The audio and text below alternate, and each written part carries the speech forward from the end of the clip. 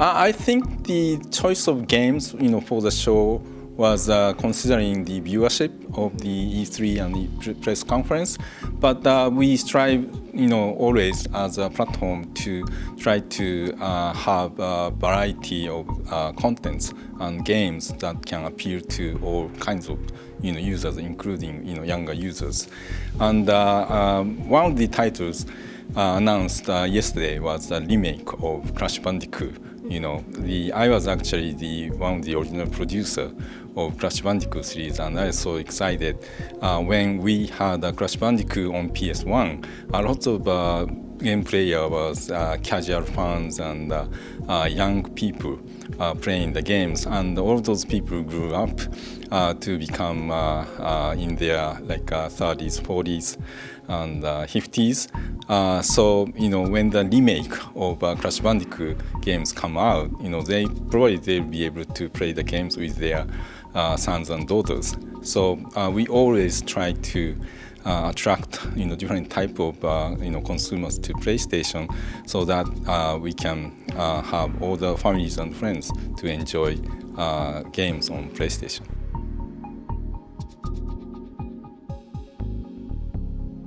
Well, at this point, we are not announcing, or Activision is not announcing when these games will become available. But this remake or remaster of Crash Bandicoot series has been on top of the list of things that people are asking us for.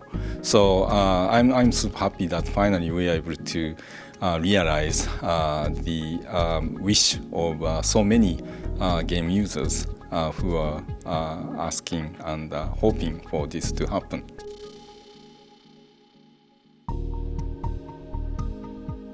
Yeah, so because Kojima-san is an independent studio and they have a very strong vision. Kojima-san has a strong vision to create his new world.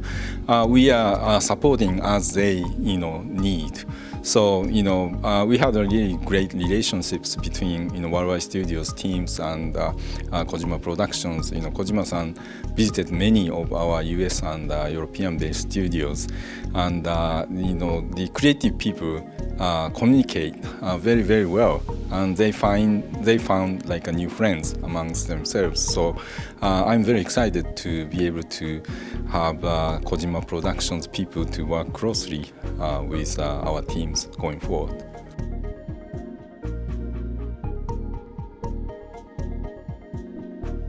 Well, if anything, every week almost, great games, indie games come out on the platform, and I was one of those really enjoying ability to feature, indie developers on stage, sometimes, and showcase new indie games during this big conference.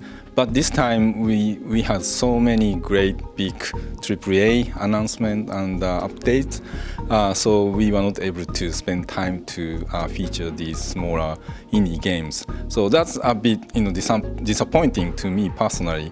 But because we are using other means like our own medias, and on the show floor we have many small titles and PS Vita titles. People are asking where are PS Vita titles.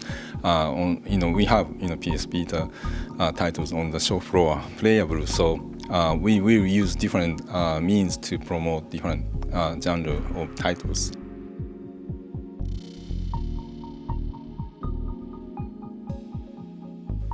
Yeah. So at the launch of VR, this is the year of VR.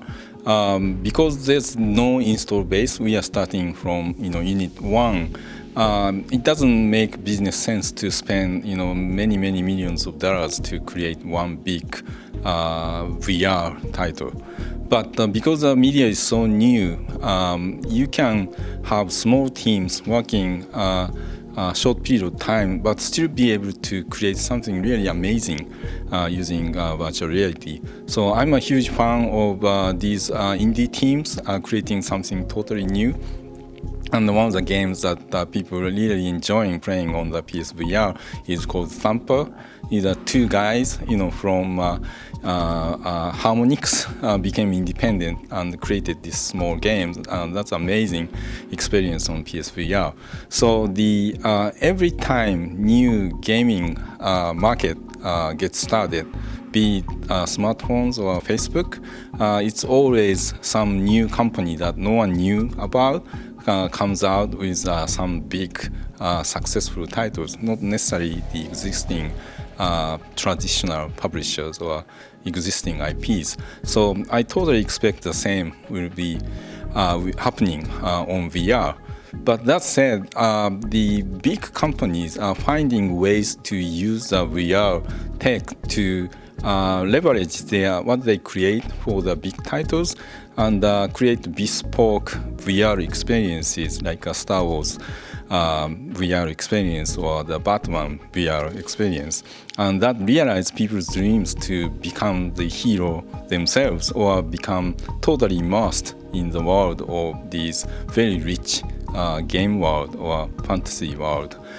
So that's a totally valid way to use VR tech, and many companies, movie companies, and companies who are working on anime and manga are also interested to use VR tech to be able to put their fans of their creations to get inside their world.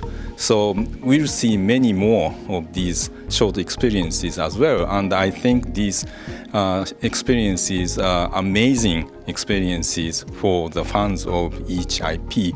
So that's as important as the longer form, game experiences on PSVR. So I like to see both types of contents.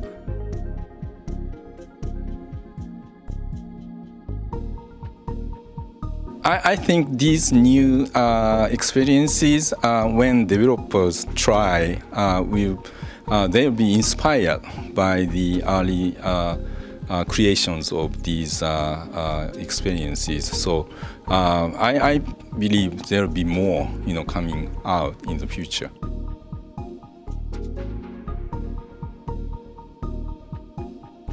Well, the video game industry always benefit by having strong competitions, and I think Microsoft's show was really great.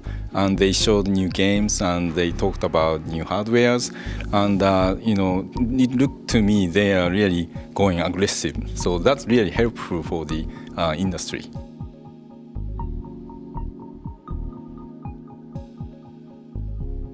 Well, there are many personal favorites, but I'd pick one that people are not actually talking about a lot. It's a VR game called Farpoint.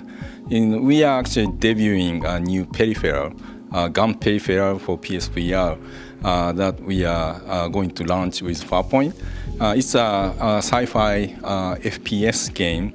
But inside the VR, you really see a big gun. You are holding a big gun, and you actually feel that you are holding a big gun because of the new gun peripheral, and it's an amazing experience. So I like anyone who have a chance to try it during the E3.